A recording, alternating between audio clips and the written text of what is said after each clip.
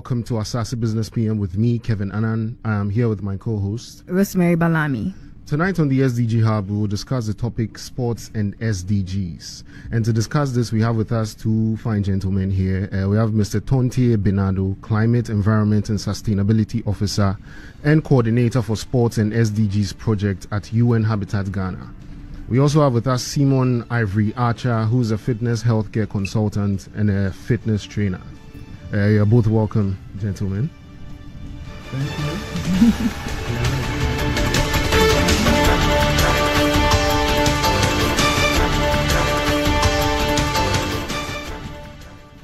you. Business PM is brought to you in partnership with the Center for Sustainable Transformation, CeST.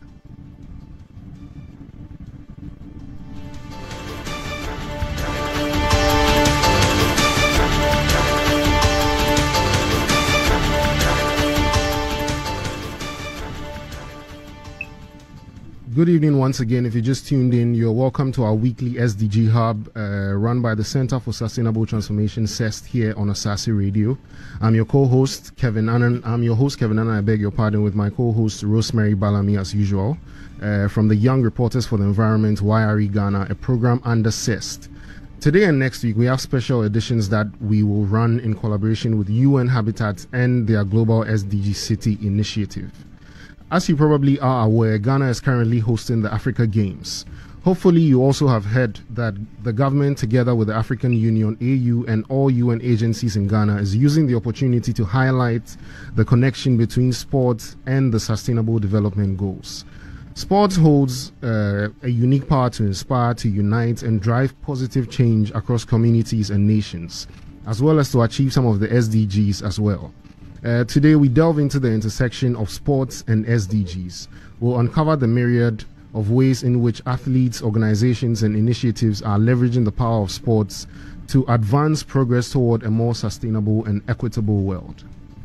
We will do so with reference to the launch of an interesting project at the SDG Pavilion for the Africa Games at the University of Ghana today, the Sport and SDG Project, a collaboration between the International Olympic Committee, IOC, and UN Habitat, more precise, the two agencies' Olympism 365 program and the Global SDG City program, who has chosen Ghana as their pilot on the African continent. Rightly said, Kevin. With the All African Games on the horizon, our focus will shift towards the African that we were at the launch of the Sports and SDG project today. Let's listen to some of the comments from participants at the event, and also what they have to say and their thoughts about the sports and SDGs in general.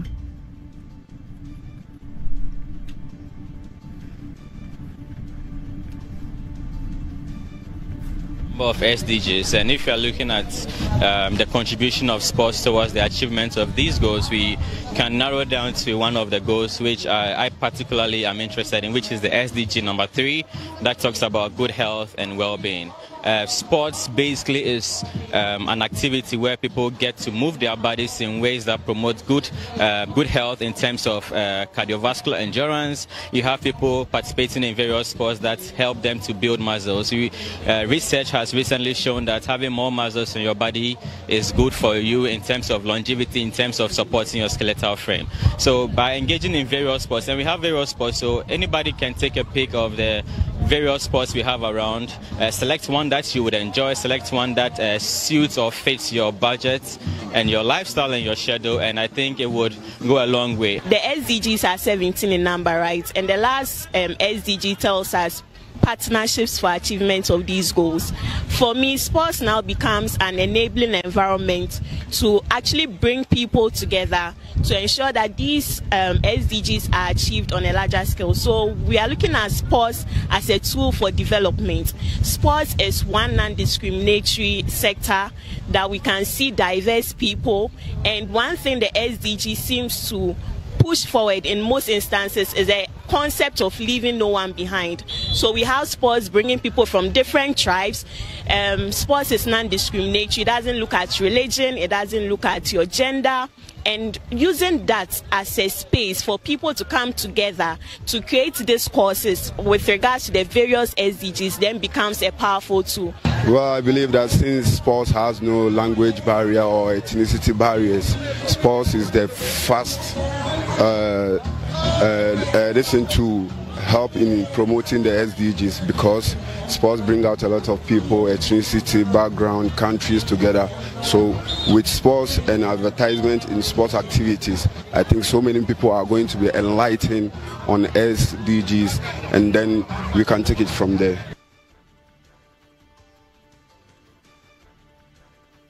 Yes, so those were some interesting perspectives from young people who we spoke with at the event earlier today at the UN Pavilion at the University of Ghana at the launch of the sports and the SDG program by the UN Habitat.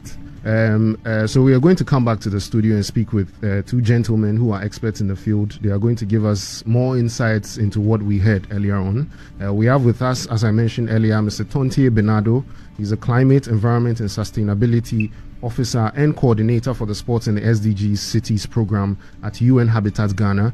We also have with us Simon Ivory Archer, who is a fitness healthcare consultant and a trainer. Thank you, gentlemen, for being here with us today. You're welcome to our show, SDG-Hub. We are very happy to have you here. Thank you so much. It's a pleasure to be here.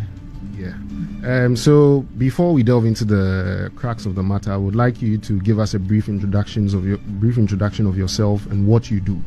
So I'll start with you, Tontie. Yes. So as you rightly mentioned, my name is Tontie Binado. Climate, Environment and Sustainability Officer under the Smart Energy Cities program, a bigger program within UN Habitat, under which we also have the Sport and SDG Cities program. It's been amazing engaging in some of these programs, working in cities, trying to see how we can collectively have sustainable cities and communities. That's interesting. And you, Ivory? So like you already said, my name is Simon Ivory Archer. I'm a fitness healthcare consultant and currently affiliated with Pepper's Health Center in Osu. And I've also been working on this project hand in hand with CeST and also some other bodies too as well, and especially the UN Habitats too, in order to bring along what we have today as the Sports and SDG project. So thank you for having us here. You're very welcome. So I'm coming back to you, Tontie. I would like you to give us a breakdown of what the UN Habitat Sports and the SDG program is all about, the main objectives, and then the expected outcomes. All right. So yes, it's an exciting project. But before I go in, let me say that today's event was very nice. It went well, but not a launch as you indicated in the introduction. It was more of a stakeholder engagement, especially engaging with young people to raise awareness on the SDGs and also give an insight into the project and see how we can collectively mobilize popular support for the implementation of the project. So now coming to the project, yes, so this is a project that is birthed between a collaboration of the International Olympic Committee and UN Habitat, and two flagship programs for the respective organizations. And so out of that we came out with the Sport and SDGs project, because the power of sport to be an enabler and also an accelerator for the SDGs is unquestioned, and so that's why the project is there, linking with UN Habitat's global SDG Cities program that seeks to accelerate the implementation of the SDGs in cities and urban communities, municipalities largely. All right. So what are the expected impacts? What do you seek to achieve with this project in the long run? Yes, so the project has some key areas we're looking at. First and foremost, to work with municipal authorities or city authorities to be able to mainstream sport, physical activity and active recreation into their development plans, so that once those are mainstream into their development plans, they will be able to accelerate the achievement of the SDGs using sport. That's one aspect of it. The other aspect is to really strengthen capacities around the SDGs themselves, because people need to really understand what they are, so we see how they can better be implemented. But also beyond strengthening capacity on the SDGs, but also work with city authorities to strengthen capacity in the area of even resource mobilization, to be able to implement projects or activities that really promote the SDGs in the cities. Then there is also the aspect of infrastructure, delivering on infrastructure that really supports the active lifestyle, physical activity, and also sport. I mean, if you're talking about sport, then it has to be done with a certain infrastructure. If people need to do certain sporting activities and the infrastructure to support it is not there, then it's difficult to do that. So there's that aspect of the project as well. And then last but not the least, like you said in the intro, it's a pilot. I mean, it's a global pilot. In Africa, Accra is the pilot city for the whole of Africa. And I think we should be proud about that as a country. So being a pilot, what it means is that we need to be able to draw lessons from this. And so those lessons have to be documented. Those lessons have to inform certain standards and certain guidelines that will be produced as a result of the project, so that it can inform the scale-up of the project to other cities within Ghana and then also in the other parts of Africa. Yeah, so we are looking at it across these 4 thematic areas. All right, that's very comprehensive in terms of the outcomes that you are expecting. I come to you, Ivory. You have direct interaction with people when it comes to fitness because you are in the fitness industry. Can you tell us how the work that you do helps you to achieve the SDGs? Does it have any relation with achieving the SDGs, and how? What kind of relationship does it have? Yeah, so when we take the SDGs into consideration, first of all, the SDGs were set up in the year 2015, and then we have 17 goals, of which the most important one when it comes to my expertise has to do with goal 3. That's good health and well-being. Yeah, and so what happens with the reason why we are actually fusing sports and SDGs together is because we've realized that sports and, physical activity are actually a way of bringing the community together. And you see, it actually has a very large coverage. So it's one of the key, players in this project. Do you understand? Yeah. So exactly, that's the main reason why we've chosen sports and together with the SDGs. And then, to be honest with you, it has other links to the SDGs. So let's take good health and well-being, for instance. We are trying to help them achieve, a proper nutrition. Yeah. So we are looking at no hunger, that's goal 2. We are looking at gender equality, that's goal 5. Reduce inequalities, that's goal 10. We are looking at climate change, that's goal 13. Let me hold you there. How does gender equality fit into all this, for those who do not understand?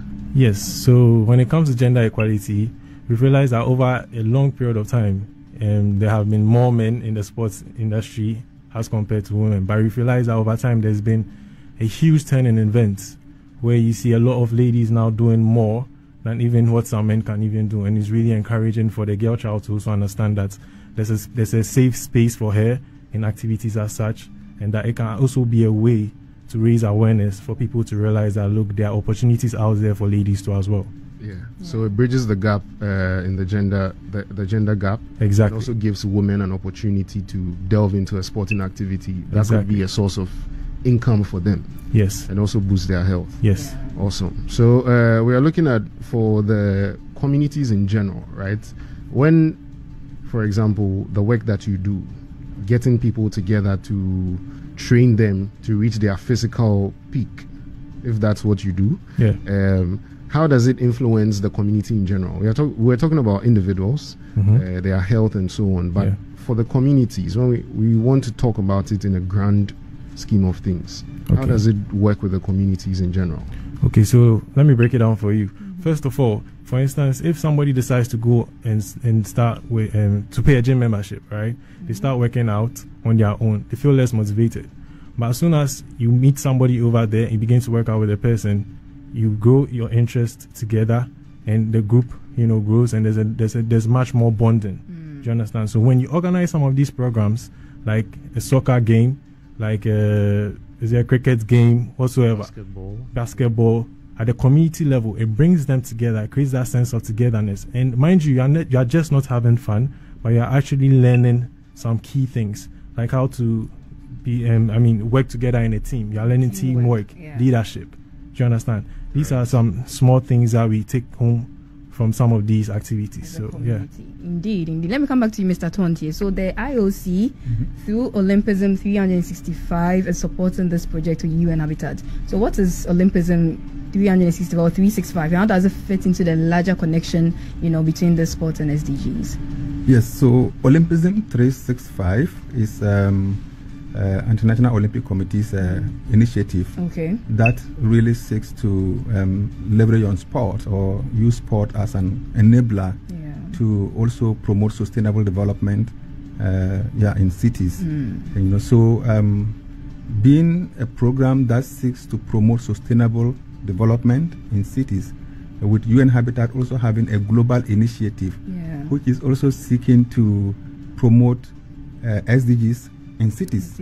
You see a strong connection there. Synergy. So that actually informed the partnership that resulted in the Sport and SDG Cities project, which collectively we are working to really look at how sport can be an enabler for accelerating the SDGs, largely with a focus on cities, as far as this project is concerned. So you made mention that this project is a pilot, right? Yep. Is in Africa, and which other areas in the world? Okay, so 5 countries across the world are going to be part of it.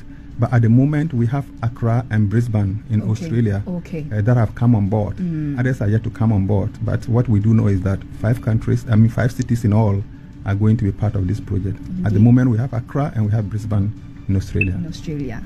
Thank you so much. So back to you, Ivory. The first medal, you made mention that contributes to, Goal 5, which is gender equality, right? Yeah. And the first medal for the host nation, which is Ghana, was won by a female weightlifter. So People's Fitness and Health Hub has been working with, a vast number of, fitness enthusiasts or lovers for many years. So what are your impressions on the growth of women in sports?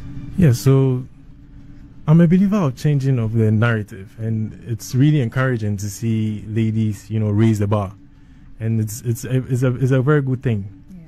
So as it stands now, there will be role models to other, ladies out there who feel like maybe this is not something for me, but I do have the potential, and then I can, make way with this.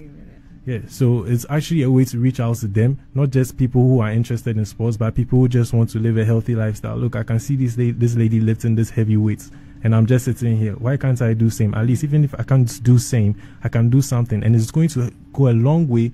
Not just to, help me look good physically, but it's also going to help in my mental stability. It's going to help with my physical looks. It's going to help with the way I do things. Do you understand? Yeah. It's going to release stress off me. Do you get me? Yeah. So exactly, that's what I think. I think it's going to go a long way to help us in, a vast number of things. But do you think in this sports field, the gender is really balanced? It's not, I won't say it is 100% balanced, and it's not, to be realistic. But I believe that as it stands now, things, the tables are turning. And then a lot of ladies are getting more involved. And then you see a lot of them out there making impacts. There's this lady who is an IFBB champion, right?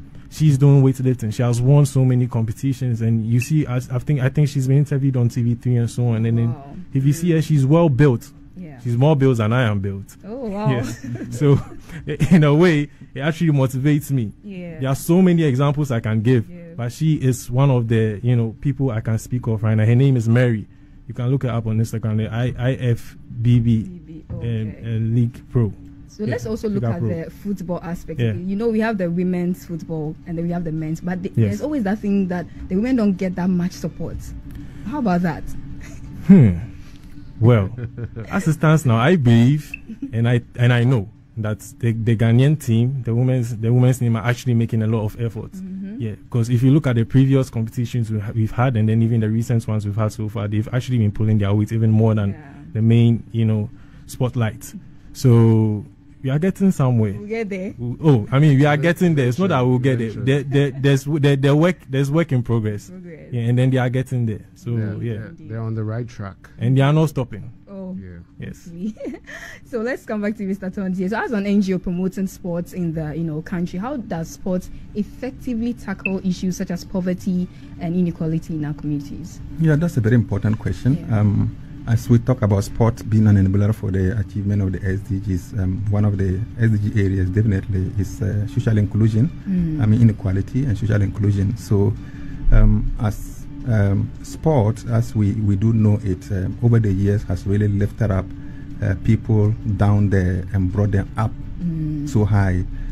people who live in abject poverty get exposure into sport and take interest in sport, and have their breakthroughs as a result of that. So that is how sport can really be can really bridge the gap between the up there and those down there.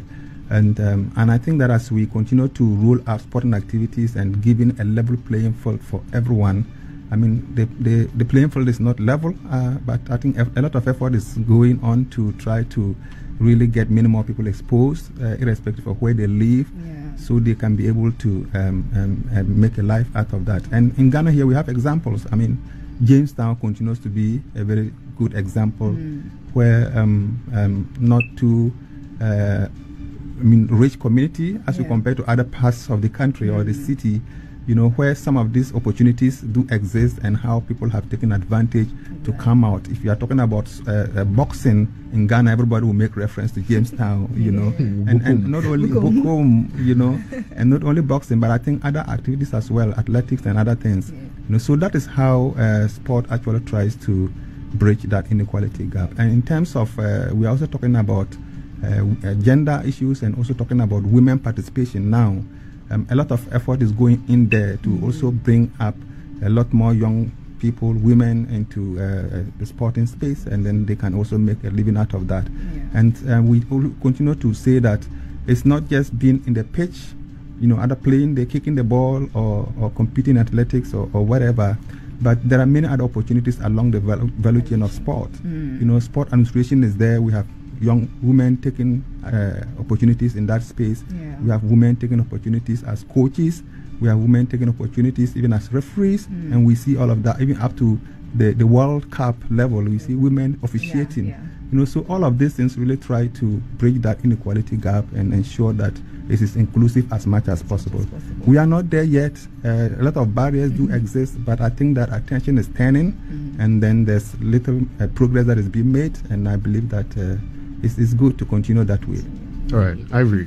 Let's go back to what you were saying earlier about the SDG 3 with regards to good health and well-being, right? One of those things when it comes to good health and well-being, we can't leave out mental health, right? So I'd like you to break down the link between mental health and fitness. Is there any linkage between the two? Is there any way that fitness or sporting activity helps improve mental health in our part of the world where it's not really a thing that people focus a lot on? Yeah, so obviously there is, to be honest, because I've had so many clients who've come to the gym, and I've had so many clients who are outside the gym who have stressful, occupations.